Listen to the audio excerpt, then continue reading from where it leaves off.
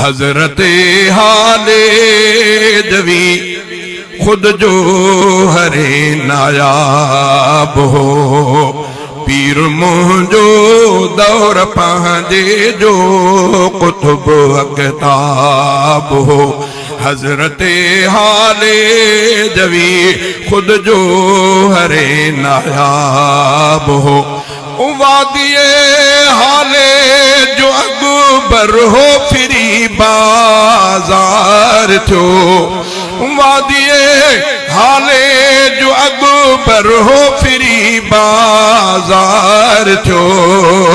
चटो दुनिया संदो आखिर त खाली ख्वाब हो पीर मुंहिंजो दौर पंहिंजे जो कुतुब अक़ताब हो हजरत हाले जवी खुद जो हरे नायाब हो वक्त से कहड़ा न सोना लही पन्ने मझा वक्त से कहड़ा न सोना लही पन्ने मझा पंधु कंदे हजरत ॾिसी हर को पिने सैराब हो साईं खां हिकिड़े दफ़े कंहिं साइल पुछो सवाल साईं खां हिकिड़े दफ़े कंहिं साइल पुछो सवाल आयो आहे हर महीन खां हजरत तूं हिन साल काबे अंदर कान हुई का गुझी तोखां ॻाल्हि मिलिया अथव के औलिया ऐं साहिब सचा हाल गौसी दर्जे जा वॾा के कुतुब जा बिदाल साईं साइल खे चयो पुट सुण तूं मुंहिंजी ॻाल्हि हाजी सभु हर महीने जा लाहूती ऐं लाल हाजी सभु हर महीने जा लाहूती ऐं लाल बुछड़ो हिकिड़ो मां हुयुमि ऐं बिल्कुलु बदअफ़ाल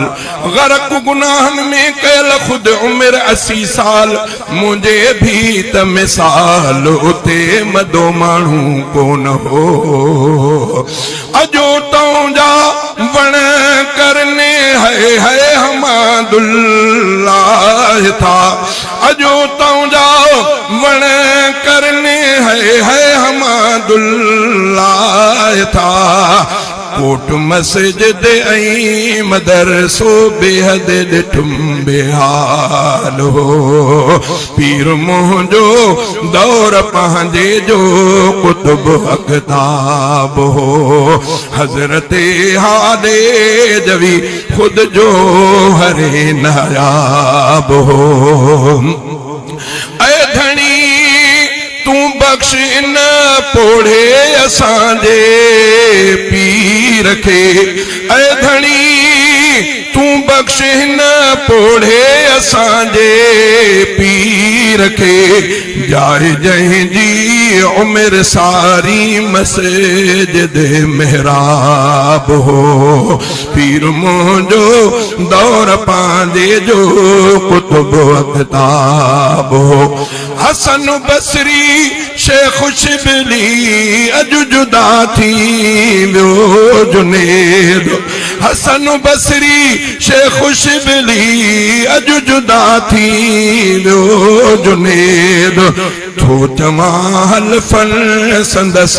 दीदार ऐं सवाब हो पीर मुंहिंजो दौर पंहिंजे जो कुतुब अक़ताब हो हजरत हाले जवी खुद जो हरे नायाब हो खोल दिल मसरूर कर तारीफ पंहिंजे पीर जी खोल दिल मसरूर कर तारीफ पंहिंजे पीर जी हिंद पाकिस्तान में मुर्शिद तुंहिंजो महताब हो